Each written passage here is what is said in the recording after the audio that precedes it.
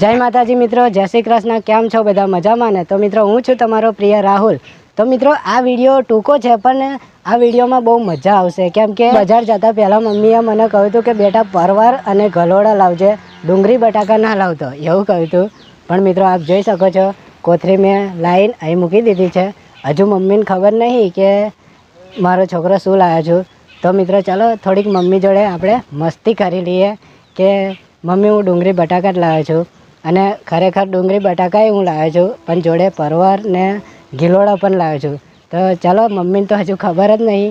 આપ જોઈ શકો છો મમ્મી લહણ ફોલે છે અને મમ્મીને ખબર જ નહીં કે આ કોથળી હજુ મમ્મીએ જોઈ જ નથી. તો ચાલો આપણે મમ્મી જોડે થોડીક મસ્તી કરીએ. બહુ મજા આવશે મિત્રો, વિડીયો પૂરો જોજો.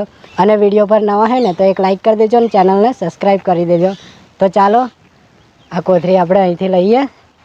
અને મમ્મી લે આ શાક લાવ્યો. તો શું લાવ્યો ખબર તને? શું લાવ્યો? ડુંગળી બટાકા લાવ્યો. તો ડુંગળી બટાકા લાવ્યો.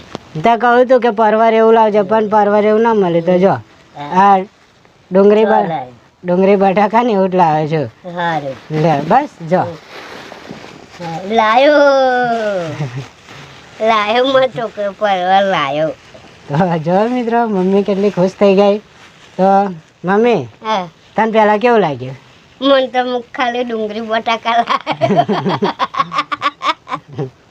તો મિત્રો મમ્મીએ પરવાર મંગાવ્યા હતા તો પરવાર પણ લાવ્યા છું, અને ગિલોડા મંગાવ્યા હતા તો ગિલોડા પણ લાવ્યા છું. મમ્મી કેવી મજા આવી ને?